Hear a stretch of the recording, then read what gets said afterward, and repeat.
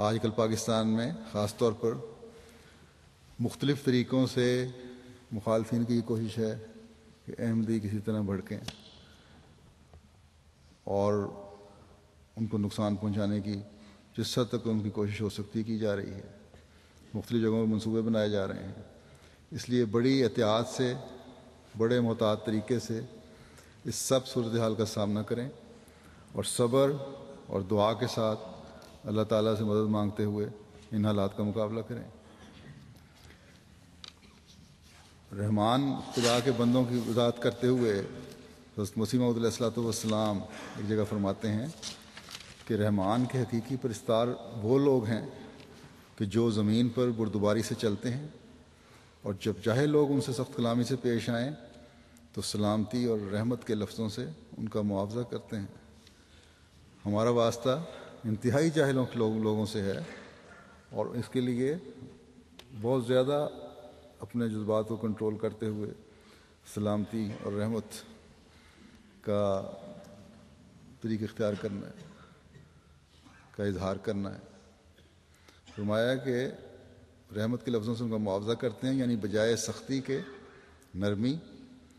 اور بجائے گالی کے دعا دیتے ہیں اور تشبہ بے اخلاق رحمانی کرتے ہیں، کیونکہ رحمان بھی بغیر تفریق نیک و بد کے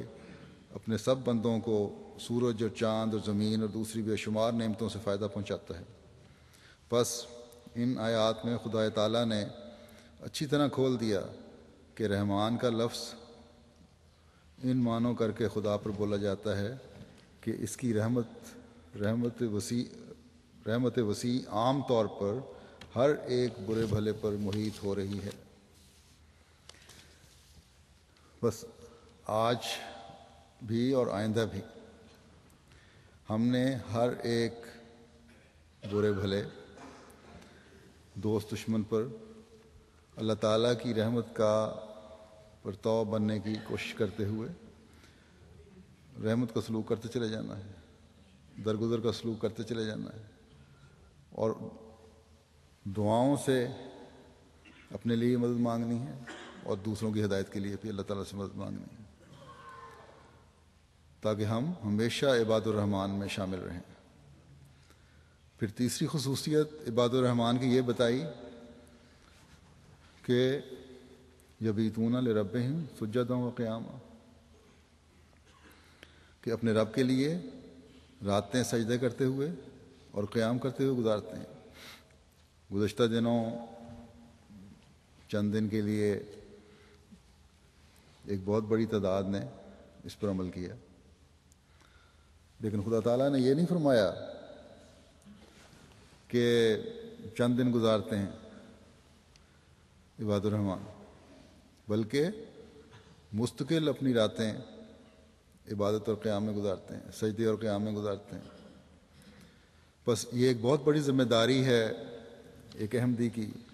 خاص طور پر ان حالات میں کہ دنیا میں، جبکہ دنیا کے تمام مسلمان ممالک میں احمدیوں کے لیے مصائب و مشکلات کا دور ہے.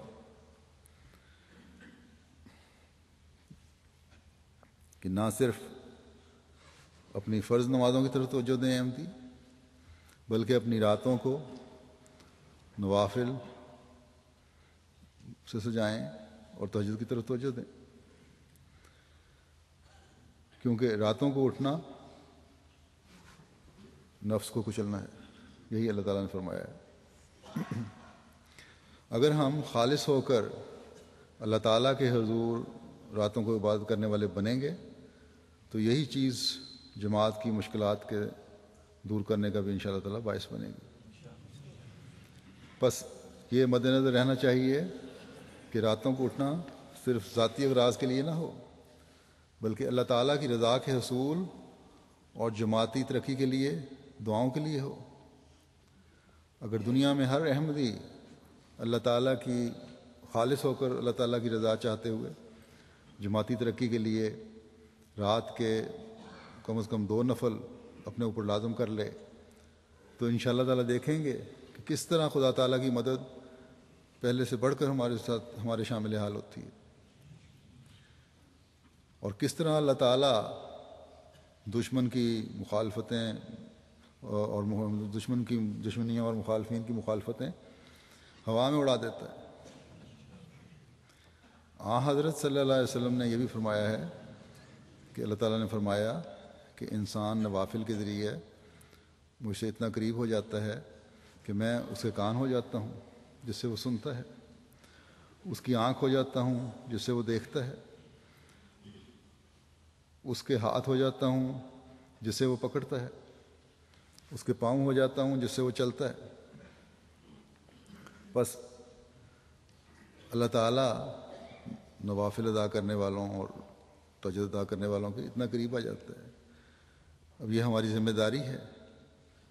کہ اللہ تعالیٰ کے اس قرب کو حاصل کرنے کی کوشش کریں، اور رمضان گزرنے کا یہ مطلب نہیں کہ پھر اسی طرح راتوں کو ضائع کریں اور دیر تک فضول مجلسیں لگائی جائیں اور صبح کی نماز کے لیے بھی اٹھنا مشکل ہو جائے، نہیں، بلکہ ان راتوں کو حاصل کرنے کی کوشش کریں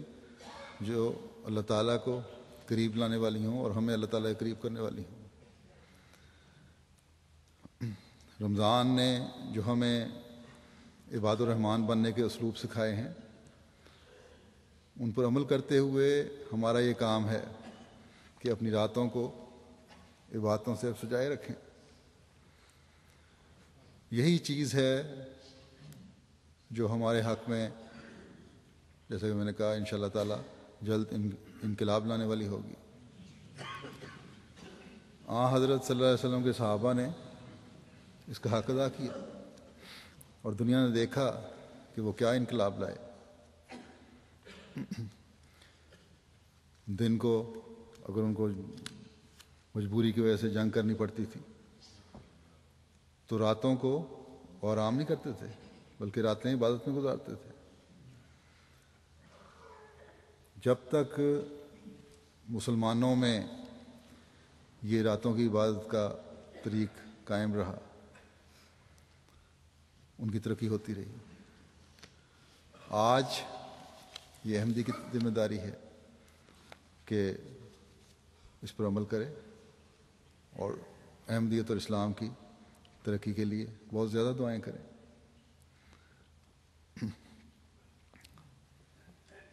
حضرت مسیح موعود علیہ الصلوۃ والسلام فرماتے ہیں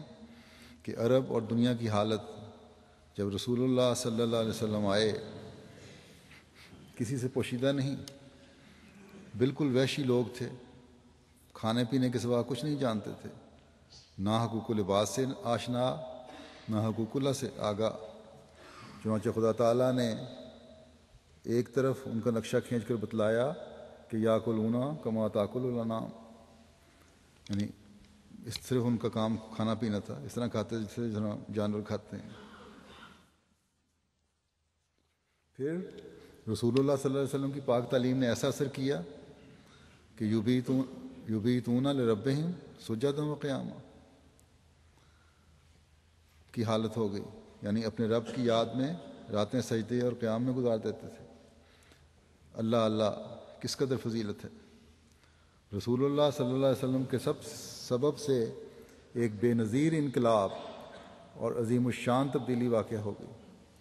حقوق العباد اور حقوق اللہ دونوں کو میزان اعتدال پر قائم کر دیا، اور مردار خوار اور مردہ قوم کو ایک اعلیٰ درجے کی زندہ اور پاکیزہ قوم بنا دیا۔ دو ہی خوبیاں ہوتی ہیں، علمی یا عملی۔